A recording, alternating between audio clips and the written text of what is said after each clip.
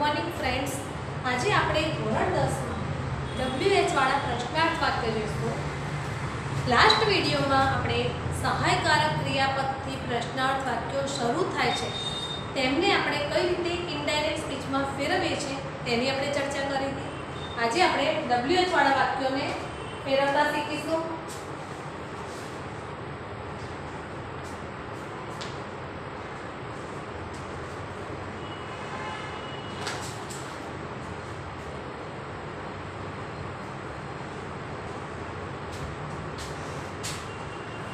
आना सिवाय अत्यारे आपणे डू डज અને डिड एक सादा प्रश्न खाली सीखी गया था सहायकारक क्रियापदनो। आज આપણે डू અને डज થી પણ કઈ રીતે વાક્ય બને છે તે જોઈએ છે। તો જો એક एग्जांपल પહેલા યાદ કરી લો વાક્ય। જો વાક્યમાં સેડ ટુ હોય તો શું મૂકી દઈશું આપણે આસ્કડ મૂકી દઈશું અને સાદો પ્રશ્ન છે એટલે કે સહાયકારક ક્રિયાપદ વાળો પ્રશ્ન सहायकारक क्रियापदથી શરૂ થતો પ્રશ્ન સહાયકારક ક્રિયાપદથી શરૂ થતો પ્રશ્ન હોય તો તે પ્રશ્નને આપણે કઈ રીતે ફેરવીશું તે આપણે જોઈએ છે। તો ઉદાહરણ દ્વારા તમને સમજાવું છું। તો એક્ઝામ્પલ છે the Mulla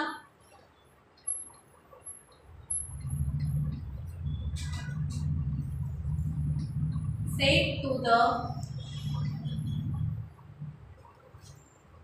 footman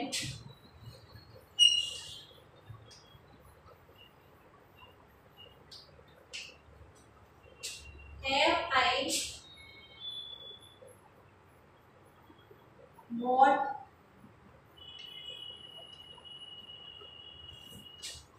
a melon from you?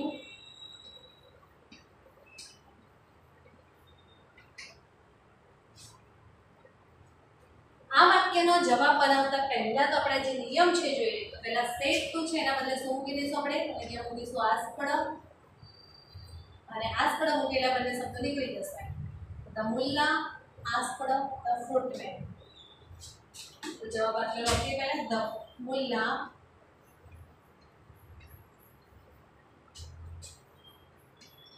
Asked the fruitman. જ્યારે તમે આસ્કડ મૂકો છો ત્યારે ધ્યાન રાખવાનું કે આસ્કડ પછી ટુ ના આવવું જોઈએ। ત્યાર પછી જે ડબલ્યુ આ સાદો પ્રશ્ન છે એમાં અવતરણ ચિહ્ન છે એને દૂર કરીને આપણે ઇફ મૂકી દેવાનું। ત્યાર પછી પહેલા બે શબ્દ હોય એને આપણે જગ્યા બદલી નાખતા હતા કે જેથી આપણો છેલ્લે પૂર્ણ વિરામ થઈ જાય અને આપણે આન્સર બનાવી શકીએ છીએ। તો હેવ આઈ છે એનું આપણે આઈ હેવ કરીશું। હવે વાક્યમાં જોઈએ છે આઈ એટલે કોણ? પ્રથમ પુરુષમાં છે જેનો ફેરફાર કોને આધારિત હશે? બોલનાર પ્રમાણે। એટલે કે મુલ્લા એટલે કે ही છે તો શું આવશે? આઈના બદલે આપણે ही કરી દેવાનું અને h સ્મોલ કરી દેવાનું કારણ કે if થી વાક્ય આપણું જોડાઈ જાય છે માટે આપણે ही માં h સ્મોલ કરીશું। ત્યાર પછી હેવ છે તો હેવ નું ભૂતકાળ કરીશું। શું થશે? હેવ નું ભૂતકાળ હેડ અને વોટ પછી એમને એમ જ રહેશે કારણ કે ભૂતપૂર્વ હેવ અને હેઝ પછી હંમેશા ભૂતપૂર્વ આપેલું જ હોય છે અને એ જ ભૂતપૂર્વ આપણે લખી દેવાનું છે। મેલન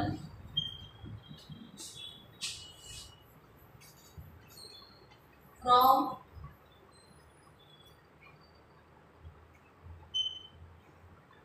ત્યાર પછી યુ છે તો યુ નો ફેરફાર કોને આધારે થશે? તો સૌથી પહેલા વિચારો આપણે યુ છે કયા પુરુષમાં આવે છે? બીજા પુરુષમાં। અને બીજા પુરુષનો ફેરફાર હંમેશા કોને આધારે થશે? સાંભળનાર પ્રમાણે। આપણા વાક્યમાં સાંભળનાર છે ધ ફ્રૂટમેન એટલે કે ही છે પણ એ યુ છે ફ્રોમ યુ કોઈની પાસેથી કંઈ લઈ છે એટલે અહીંયા કર્મણી રૂપ આવશે ही નું તો શું આવશે? હિમ આવશે અને છેલ્લે ફૂલ સ્ટોપ। એકવાર ફરીથી સમજી લો ધ મુલ્લા said to the fruitman have I bought a melon from you. તો સેડ ટુ ના બદલે પહેલા મૂકી દેવાનું આપણે આસ્કડ અને સે આસ્કડ મૂકશો પછી ટુ ક્યારે લખવાનું નથી। તો ધ મુલ્લા આસ્કડ ધ ફ્રૂટમેન પછી અવતરણ ચિહ્ન કાઢીને તેના બદલે મૂકવાનું ઇફ પછી હેવ આઈ છે તો એ બંને શબ્દોને આપણે આડાવડી કરીએ છીએ આઈ હેવ અને ત્યાર પછી આપણે ઇનડાયરેક્ટ સ્પીચમાં ફેરવીશું। તો आई એટલે કે પ્રથમ પુરુષમાં આવશે જેનો ફેરફાર બોલનાર પ્રમાણે થશે અને બોલનાર છે મુલ્લા એટલે કે ही છે તો આપણે પણ તે સર્વનામમાં आई ના બદલે ही કરી દેવાનું પછી આવશે હેવ. તો હેવ છે એ વર્તમાન કાળમાં છે તેનો ભૂતકાળ થશે હેડ. પછી ભૂતપૂર્વ છે તો એટલે મુકાશે બોટ. ત્યાર પછી છે એ મેલન, તો એ મેલન ફ્રોમ. હવે યુ છે સર્વનામ બીજા પુરુષમાં આવે છે અને બીજા પુરુષના સર્વનામનો ફેરફાર હંમેશા સાંભળનાર પ્રમાણે થાય છે. આપણા વાક્યમાં સાંભળનાર છે ધ ફૂટમેન, એટલે કે એના માટે સર્વનામ હી વપરાશે. પણ કોઈની પાસેથી કંઈ લઈએ છે ત્યારે અહીંયા આવશે ફ્રોમ, કર્મણી રૂપમાં હીનું શું થશે? હિમ થશે. આપણે બીજા વાક્ય હવે જોઈએ છીએ અહીંયા.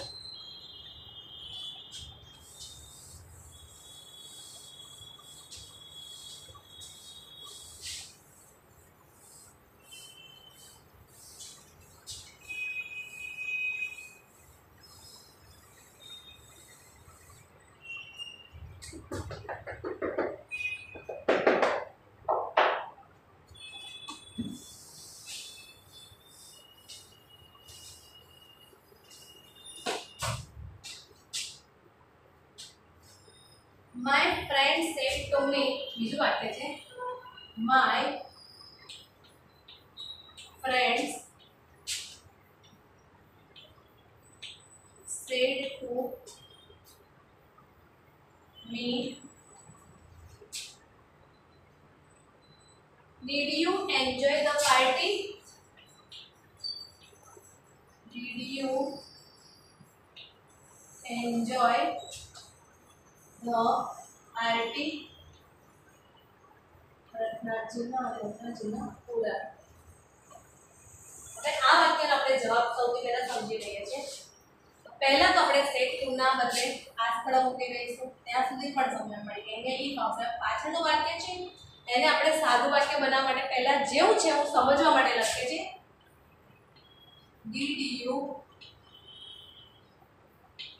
enjoy the party? અને પ્રશ્નાર્થ ચિહ્ન છે આપણા વાક્યમાં. હવે આ જ વાક્યને આપણે સાદું વાક્ય બનાવીશું ત્યારે આ ડીડ હોય એને કાઢવા માટે આપણે આ ક્રિયાપદ જે હોય એનો ભૂતકાળ કરી દેવાનો. એટલે શું થશે? You enjoyed the party. અને છેલ્લે થઈ ગયું પૂર્ણવિરામ. કે અહીંયાથી ડીડ નીકળી ગયું છે. હવે આપણે આન્સર બનાવીએ. હવે આનો આન્સર થશે પહેલા તો જે છે તો લખી નાખો my friends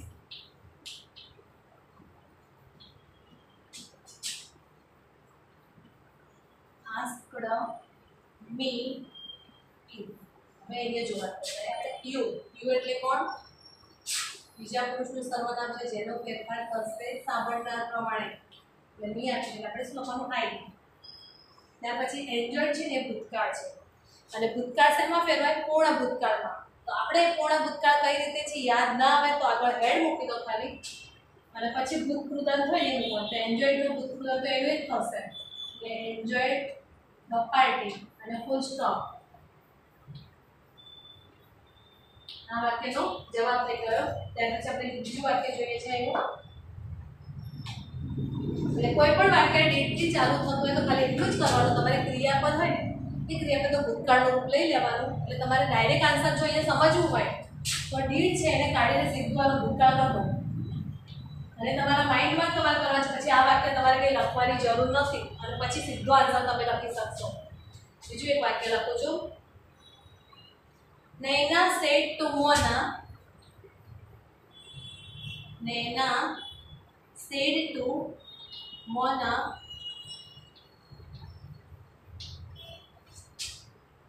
do you know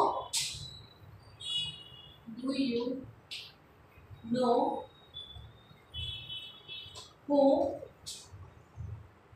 is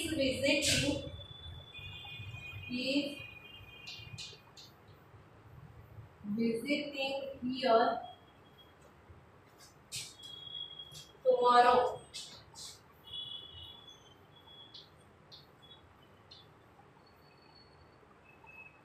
તો પહેલા તો બહુ જ ધ્યાનથી સમજી લો. બહુ જ ઈઝી છે. જ્યારે આવું વાક્ય હોય ત્યારે જો વાક્યમાં ડુ આપ્યું છે ત્યારે તમે સીધું કાઢી નાખશો તો કોઈ ફરક નહીં પડે. અહીંયા સીધું ફૂલ સ્ટોપ થઈ જશે. ડુથી વાક્યને ક્રિયાપદ એસ કે એસ નથી લાગતો. પણ હા જો ડઝ આપ્યું હોય ને તો ક્રિયાપદ એસ કે એસ લાગશે પહેલા. જો નૈના આસ્કડ મોના પછી અવતરણ ચિહ્નના બદલે શું મૂકવાનું ઇફ. હવે આ તો નીકળી ગયું એટલે પાછળ વાક્ય સીધું બન્યું તો યુ એટલે કોણ સાંભળનાર એટલે મોના એટલે સી. હવે ક્રિયાપદ ઉપર જઈએ એટલે વિચાર કરો નો છે એ વર્તમાન કાળમાં છે એટલે કે પ્રેઝન્ટ ટેન્સમાં છે એટલે પ્રેઝન્ટ ટેન્સ પાસ્ટ ટેન્સમાં ફેરવાશે તો નોનું શું થશે ન્યુ નું ભૂત રાખી દો પછી ઇઝ છે એને પાસ્ટ ટેન્સમાં ફેરવીશું વોઝ વિઝિટિંગ. આઈએનજી વાળા ક્રિયાપદમાં ફેરફાર નહીં કરવાનો જેમ હોય એમ જ લખી દેવાનું. પછી હિયરનો ચેન્જ થઈ શું થાય છે ધેર.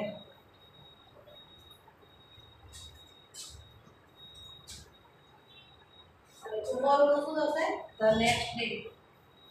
ધ નેક્સ્ટ ડે અને ફૂલ સ્ટોપ છે તે. ટુમોરોનું થશે ધ નેક્સ્ટ ડે, યસ્ટરડેનું ધ પ્રીવિયસ ડે થશે. તો જો ફરીથી એકવાર સમજી લો તો નહીંના સેટ ટુના બદલે મૂકી દઈશું આસ્પડ મોના તો મોના અવતરણ ચિહ્ન કાઢીને ઇફ મૂકીશું. વાક્યમાં જો ડુ આપેલું હોય તેને તમે સીધું જ કાઢી નાખશો ને વાક્યમાંથી કોઈ ફરક પડશે નહીં. ત્યાર પછી પાછળનું વાક્ય આ જ રીતે લખીશું ખાલી છેલ્લે પૂર્ણ વિરામ કરવાનું છે. તો આપણે જોઈએ યુ છે વાક્યમાં યુ હંમેશા બીજા પુરુષ સર્વનામનું રૂપ છે એકવચન અને બહુવચન જેનો ફેરફાર ઇનડાયરેક્ટ સ્પીચમાં સાંભળનાર પ્રમાણે થાય છે. આપણા વાક્યમાં સાંભળનાર છે મોના જ્યારે બોલનાર છે નયના. તો મોના માટે સર્વનામ આપણે સી વાપરીશું એટલે અહીંયા આવશે સીધું સી.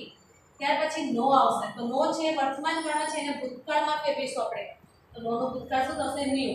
પછી હું છે તો એમ લખી દેવાનું પણ ઇઝ છે વર્તમાન કાળનું ભૂતકાળમાં ફેરવીશું તો ઇઝનું બનશે વોઝ વિઝિટિંગ એમના એમ આવશે અને હિયરનો ચેન્જ થઈને શું થાય છે ધેર.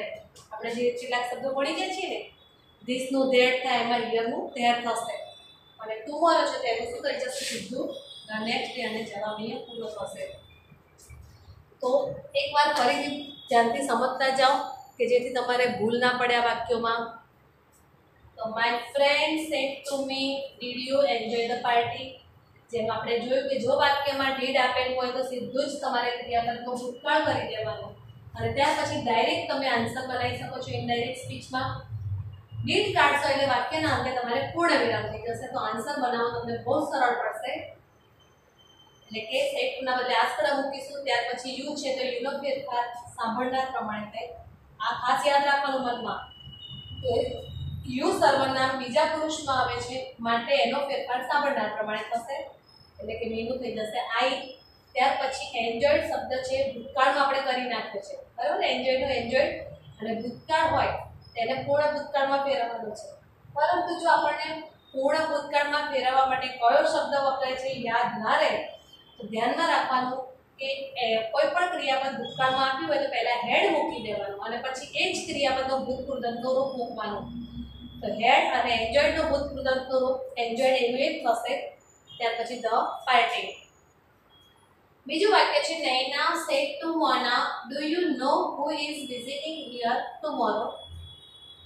તો આવું વાક્ય આપેલું હોય તમને જેની શરૂઆત ડુથી થતી હોય તો વાક્યના જવાબમાં ફરક પડશે ઓછો એટલે કે ડુ કાઢી નાખવાનું પહેલા એટલે સીધું પૂર્ણ વિરામ થઈ જશે અને આન્સર આપણે હવે બનાવીએ છીએ.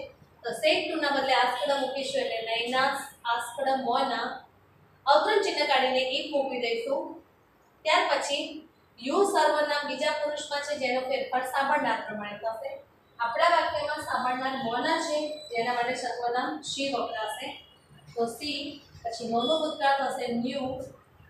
હું તેમનેમ આવશે અને ઇઝ છે તેનું ભૂતકાળ થશે વોઝ વિઝિટિંગ. હિયરનું થશે ધેર અને ટુમોરોનું થશે ધ નેક્સ્ટ ડે. આવા જ હજુ બીજા પણ જે પણ હોય આપણે વાક્ય જોઈએ જેથી આપણને વધારે ખ્યાલ આવે કે વાક્ય કઈ રીતે બને છે.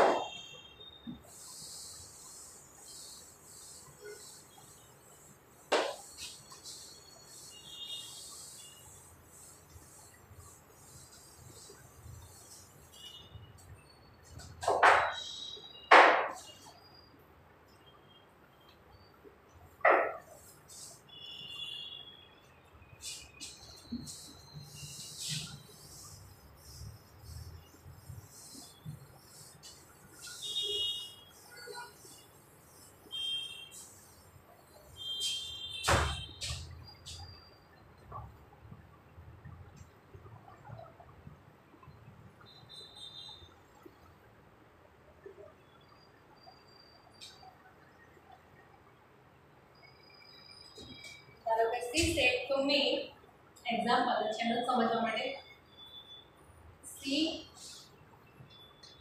Said to me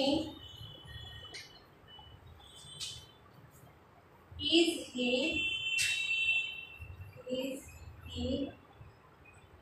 at home today.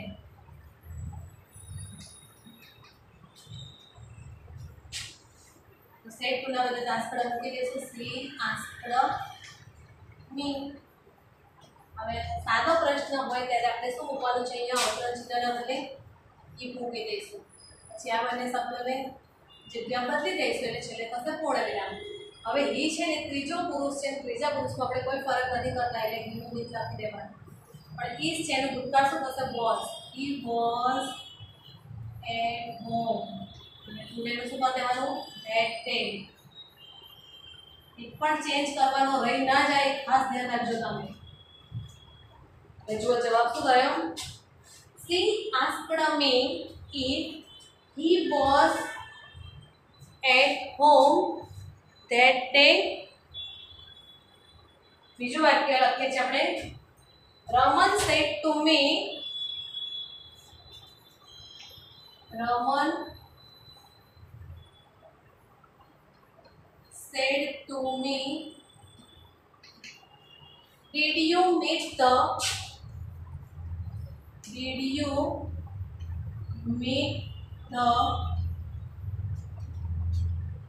teacher?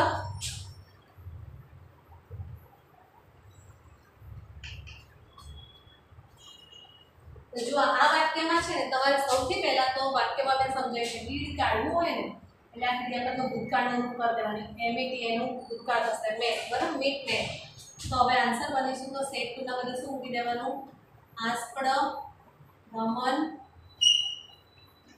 Asked મી પછી અહીંયા ઇફ મૂકવાનું આ નીકળી ગયું હવે યુ થી બરાબર યુ એટલે કોણ સાંભળનાર મી તો આઈ આવશે બીજું રૂપ શું થશે આઈ વાક્યની શરૂઆતમાં કોઈ દિવસ મી ના આવે એટલે આઈ મૂકી દેવાનું ત્યાર પછી જો આ શબ્દ ભૂતકાળમાં છે એને ભૂતકૃદંત બનાવવા માટે આપણે પહેલા હેડ મૂકવાનું છે અને ત્યાર પછી ભૂતકૃદંત છે એનું જે ભૂતકાળ છે એનું ભૂતકૃદંત એનું એક થશે એટલે એમના એમ જ આવશે મેડ ધ ટીચર છેલ્લે full stop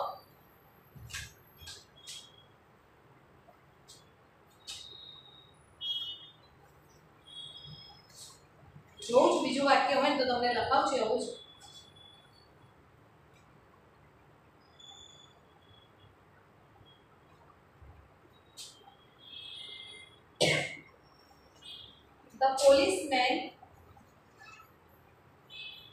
The policeman said to Mohan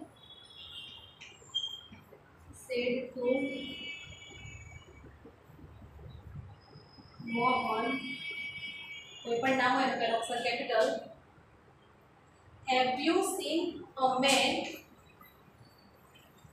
with a beard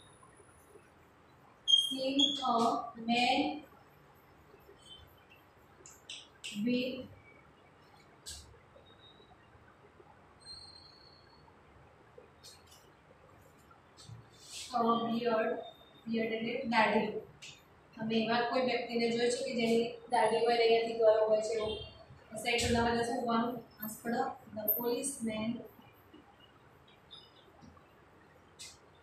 asked Mohan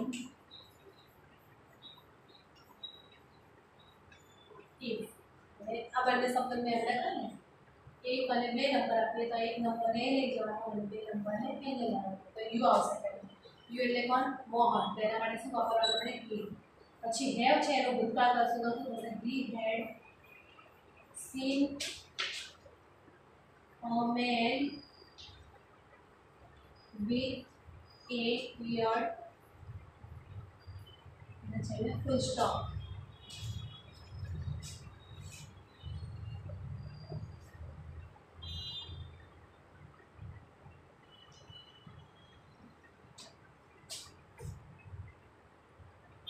The student said to the teacher એટલે said to the teacher તો આપ તમે મુકતા આવડશે હું વાક્ય લખું છું ખાલી the students બહુ જ મોટું વાક્ય છે said to the teacher, is it a fact that living beings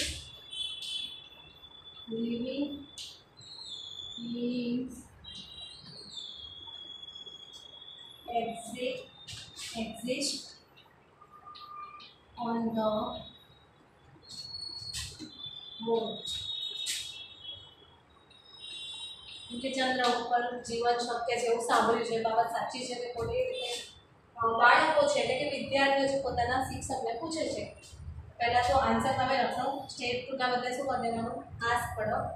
ત્યાર પછી અહીંયા ઇફ મૂકવાનું અને આ બંને શબ્દોને પહેલા બદલી નાખવાનું તમારે.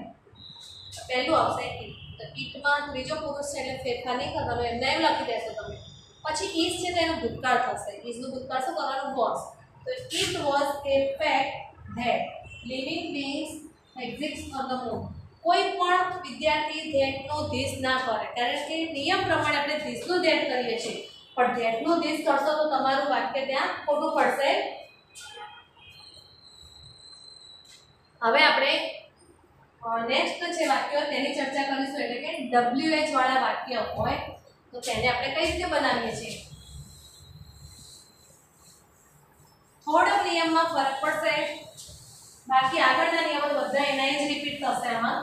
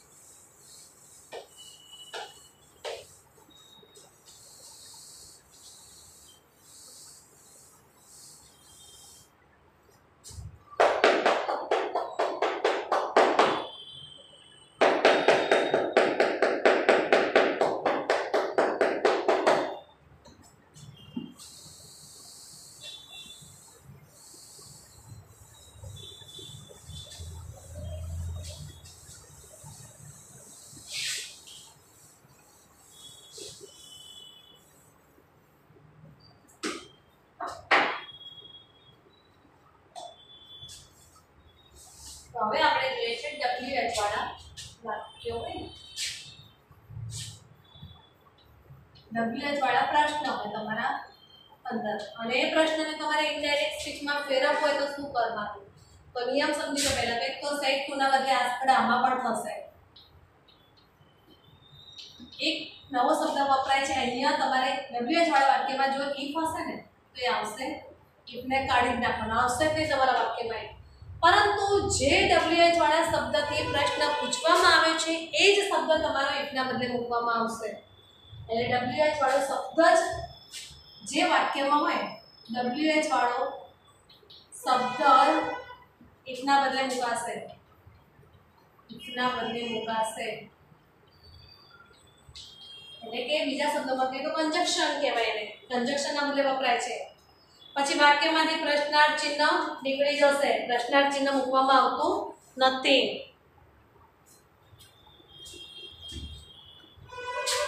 પ્રશ્નાર્થ ચિહ્ન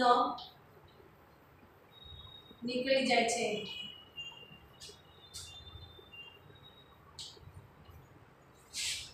વાક્ય વિધાન વાક્યમાં ફેરવાઈ જશે, વાક્ય વિધાન વાક્યમાં ફેરવાઈ જશે. વિધાન વાક્ય એટલે વાક્યના અંતે પૂર્ણ વિરામ મુકાશે. હું તમને એક એક્ઝામ્પલ સમજાવી દઉં છું, બાકીને આપણે નેક્સ્ટ વખતે કરીશું. Nayan said to me, Nayan said to me, where is your key? Where is your key?